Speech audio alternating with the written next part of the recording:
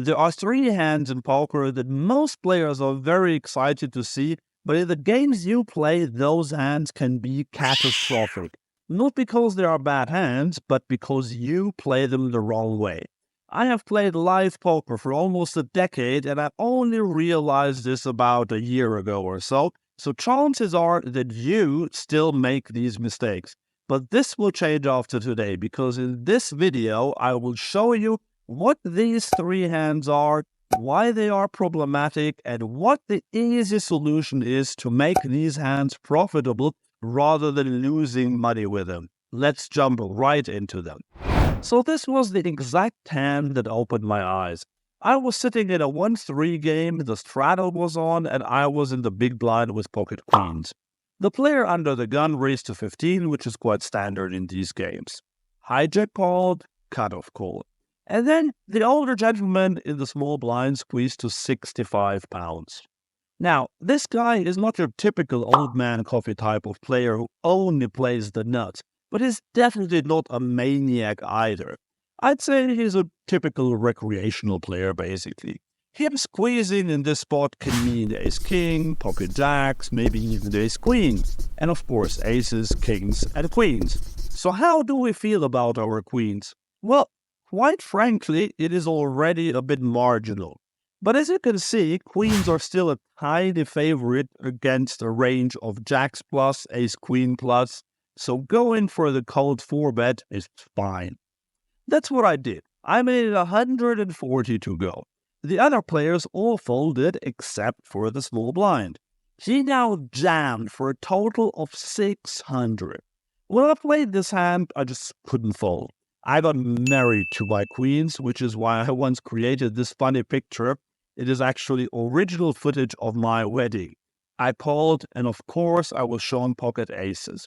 At the time, I kind of thought, well, I got unlucky. It was blind versus blind, aces versus queens. That's happened. And when I played online poker, this sort of setup seemed to happen all the time. But I looked at the solver output and I saw that it is fine. We can't replicate this exact spot because the solver wouldn't allow all those cold calls and also the straddle. But if we simulate just blind versus blind, then pocket queens are meant to get it in. But I noticed something odd in real life. Almost every time when I got my money in this scenario, I was the one having the queens and my opponent had aces. Did I really get so unlucky? And then I figured something out by analyzing the situation a bit deeper. In our example from the 1-3 live game, if our opponent had a hand like pocket jacks, he would probably not 5-bet it. I would say that he would maybe not even 5-bet all his ace-king and king combos, but maybe only a third of them. And how do you think our pocket queens fare against this new 5-betting shoving range? Well, we now have 33% equity. And if we say that he never ever shoves anything else than aces and kings, then obviously we're drawing very thinly with only about 18% equity. And that is why pocket queens are our first very dangerous hand that many players overplay. In nitty games, pocket queens are exactly the hand that gets coolered most because your opponent will just not put enough money in with weaker hands. But on to the next one. And this is quite similar, but I have the impression that many players overplay this one even more. Let's have a look at a hand that I played online where I had pocket kings. And no, pocket kings are not the hand that I mean. This time it was my villain who made that mistake.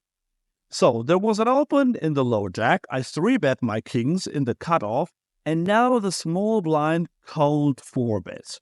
The original raiser folds. With pocket kings we could just call, but the best move is to just get the money in, either get called by worse or deny equity to a hand like ace-king or ace-queen. And if villain has aces, we would get it in anyway. When I'm 100 big blinds deep, I play my kings just like aces pre-flop. So I shove, and the small blind snap calls with ace-king.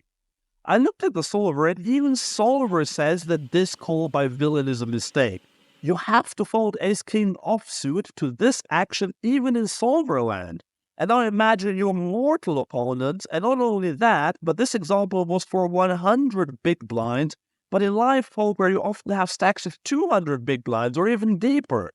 The thing is, even if the cutoff shoves the range of queens plus and ace-king, that ace-king only has 38% equity. And quite frankly, a lot of players would just call with pocket queens and maybe even ace-king. In a moment, I'm going to show you the third dangerous hand, and that will be a very different type of hand. But first, let's discuss how to play queens and ace-king the correct way without getting stacked. It is actually very simple, but it requires discipline. Here is how I go about these hands nowadays. When I look down at queens and ace-king, I will assume that they are nutted hands straight away.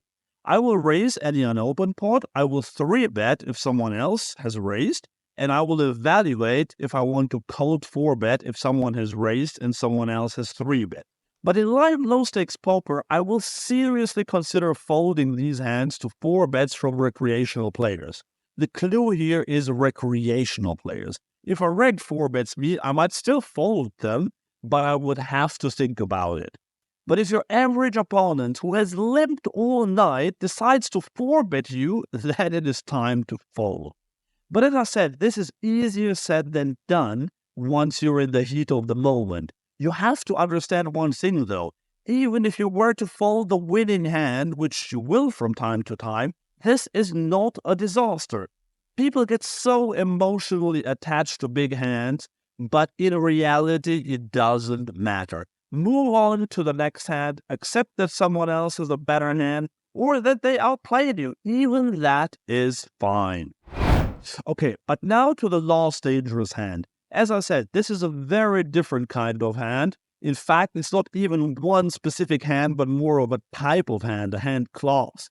I asked ChatGPT what most players' favorite starting hand was. Well, it said 7 deuce offsuit, but then it also said Jack 10 suited.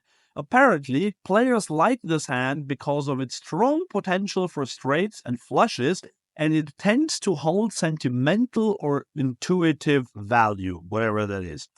It's not the most powerful hand, but many people have a good feeling about it due to its versatility. I have heard this a lot about Jack 10 suited, about 7-6 suited, about 6-5 suited, basically any suited connector. Problem is, suited connectors are not that great in reality. If we look at the expected value table for every starting hand in GTO Wizard, we can see that pretty much in any position suited connectors have an expected value of 0. So you can raise, you can call, and you can fold. It doesn't make much of a difference. But here is where most players get it wrong, in multi-way pots. The common belief is that suited connectors are great hands in multi-way pots. But the truth is that they are terrible hands in multi-way scenarios. A student of mine recently played a hand where he realized this. There was a raise and a call, so my student called 7-6 of diamonds in the small blind. The big blind also called. The flop came Queen Jack 4 all diamonds. Bingo! The original raiser c-bet, my student raised, and then the other player raised again. My student now called.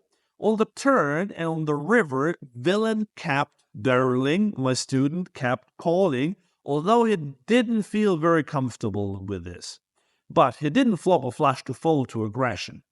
In the end, villain showed my student the bad news. He, of course, had the nut flush. And that's the problem with suited connectors. If you make a flush, you have to worry that someone else has a higher flush if a lot of money goes into the pot. If you make the lower end of the straight, you have to worry that someone else has the higher straight. And even if you have trips, someone else will typically have a better kicker when they also make trips. If you're in the big blind and you're getting a good price to call in a multi-way pot, then it is okay to call as long as you don't play too aggressively post-flop. But if you're anywhere in the field and there is a raise and it looks likely that the pot will go multi-way, then it is best to just ditch this hand. And this is how you avoid overplaying the third dangerous poker hand. But there are a lot more mistakes that you have to avoid if you want to be a winning player at live low-stakes poker. like these 4 mistakes that can be detrimental to your win rate. Click on the video here to find out what they are.